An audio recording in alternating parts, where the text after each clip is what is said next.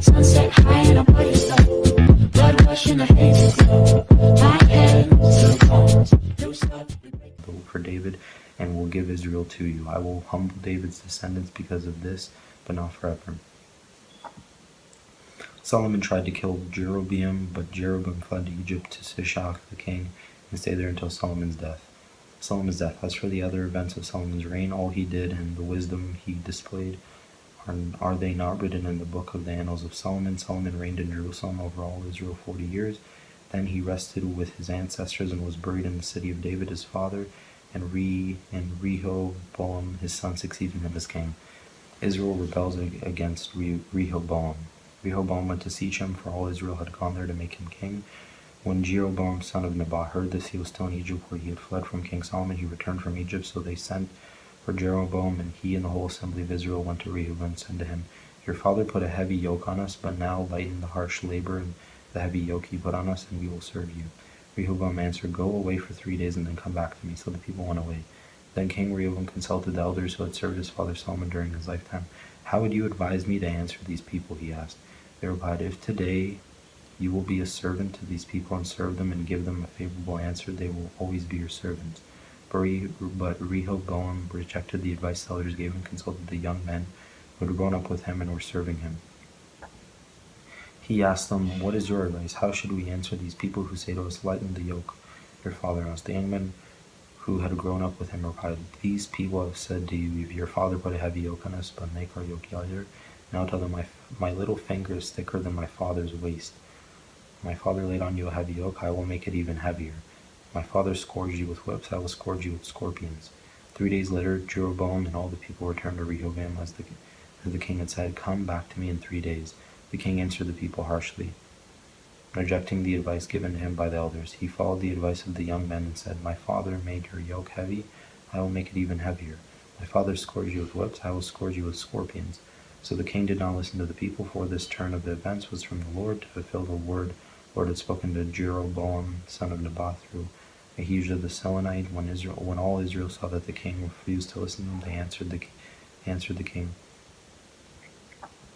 What share do we have in David? What part in Jesse's son? To your tents, Israel, look after your own house, David. So the Israelites went home. As for the Israelites who were living in the towns of Judah, Rehoboam still ruled over them. King Rehoboam sent over Adonam, who was in charge of forced labor, but all Israel stoned him to death. King Rehoboam still, however, managed to get into his chariot and escape to Jerusalem, so Israel had been in rebellion against the house of David to this day. When all the Israelites heard that Jeroboam had returned, they sent and called him to the sun and made him king over all Israel. Only the tribe of Judah remained loyal to the house of David. When Rehoboam arrived in Jerusalem, he mustered all Judah and the tribe of Benjamin, 180,000 able young men, to go to war against Israel and to regain the kingdom for Rehoboam son of Solomon. But the word of God came to Shemaiah, the man of God, say to Rehoboam son of Solomon, king of Judah, to all Judah and Benjamin, and to the rest of the people, This is what the Lord says, Do not go up to fight against your brothers, the Israelites. Go home, every one of you, for this is my doing. So they obeyed the word of the Lord and went home again, as the Lord had ordered. Golden calves at Bethel and Dan. Then Jeroboam fortified Shechem in the hill country of Ephraim and lived there. From there he went out and built up Peniel. Jeroboam thought to himself, The kingdom will now likely revert to the house of David. If these people go to offer sacrifices at the temple of the Lord in Jerusalem, they will again gain their allegiance to the Lord. Rehoboam, king of Judah, they will kill me and return to King Rehoboam. After seeking advice, the king made 2 golden calves. He said to the people, It is too much for you to go up to Jerusalem. Here are your gods, Israel, who brought you out of Egypt. One he set up in Bethel and the other in Dan. And this thing became a sin. The people came to worship the one at Bethel and went as far as Dan to worship the other. Jeroboam built shrines on high places and anointed priests from all sorts of people, even though they were not Levites. He instituted a festival on the 15th day of the 8th month, as the festival held in Judah, and offered sacrifices on the altar. This he did in Bethel, sacrificing to the calves he made, and at Bethel he also installed priests at the high places he had made. On the 15th day of the 8th month, a month of his own choosing, he offered sacrifices on the altar he had built at Bethel. So he instituted the festival for the Israelites and went up to the altar to make offerings. The man of God from Judah. By the word of the Lord, a man of God came from Judah to Bethel, and Jeroboam was standing by the altar to make an offering. By the word of the Lord he cried out against the altar, altar, altar, altar, altar.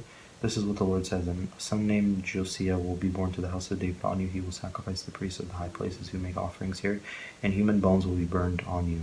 The same day the man of God gave a sign. This is the sign the Lord has declared. The altar will be split apart, and the ashes on it will be poured out. When King Jeroboam heard what the man of God cried out against the altar of Bethel, he stretched out his hand from the altar and said, "Seize him!" But the hand he stretched out toward the man shriveled up so that he could not pull it back. Also the altar was split apart, and its ashes poured out according to the signs given by the man of God by the word of the Lord. Then the king said to the man, "Intercede with the Lord your God, and pray for me, that my hand may be restored." So the man of God interceded with the Lord, and the king's hand was restored, and became as it was before. Then the king said to the man of God, "Come home with me for a meal, and I will give you a gift."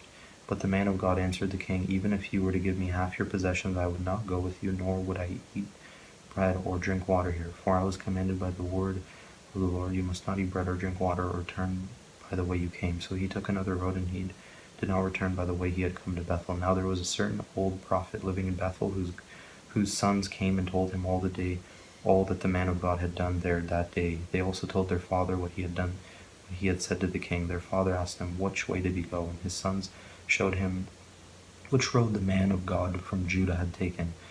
So he said to his sons, "Saddle the donkey for me." And when they had saddled the donkey for him, he mounted and rode it after the man of God. He found him sitting under an oak tree and asked, "Are you the man of God who came from Judah?" "I am," he replied. So the prophet said to him, "Come home with me and eat." The man of God said, "I cannot turn back and go with you, nor can I eat bread or drink water with you in this place. I have been told by the word of the Lord, you must not eat bread or drink water there, or return by the way you came." The old prophet answered, I too am a prophet as you are, and an angel said to me by the word of the Lord, "Bring him back with you to your house so that he may eat bread and drink water." But he was lying to him. So the man of God returned with him and ate and drank in his house. While they were sitting at the table, the word of the Lord came to the old prophet who had brought him back. He cried out to the man of God who had come from Judah, "This is what the Lord says. You have defiled the word of the Lord and have not kept the command the Lord your God gave you. You came back and ate bread and drank water in the place where he told you not to eat or drink. Therefore your body will not be buried in the tomb of your ancestors." When the man of God had finished eating and drinking, the prophet who had brought him back saddled his donkey for him, and as he went on his way, a lion met him on the road and killed him, and his body was left lying on the road, with both the donkey and the lion standing beside it. Some people who passed by saw the body lying there, with the lion standing beside the body, and they went and reported it to the city where the old prophet lived. When the prophet who had brought him back from his journey heard of it, he said, "It is the man of God who defiled the word of the Lord." The Lord had given him over to the lion, which had mauled him and killed him, as the word of the Lord had warned him. The prophet said to his sons, "Saddle the donkey for me," and they did so. Then he went out and found the body lying on the road with the donkey and the lion standing beside it. The lion had neither eaten the body nor mauled the donkey. So the prophet picked up the body of the man of God, laid it on the donkey, and brought it back to his own city to mourn for him and bury him. Then he laid the body in his own tomb, and they mourned over him and said, "Alas, my brother!" After burying him, he said to his sons, "When I die, bury me in the grave where the man of God is buried. Lay my bones beside his bones, for the message he declared by the word of the Lord against the altar in Bethel and against all the shrines of the high places on the high places in the towns of Samaria will certainly come true." Even after this, Jeroboam did not change his evil ways, but once more appointed priests for the high places of all sorts of people. Anyone who wanted to become a priest, he consecrated for the high places. This was the sin of the house of Jeroboam that led to its downfall and to its destruction from the face of the earth.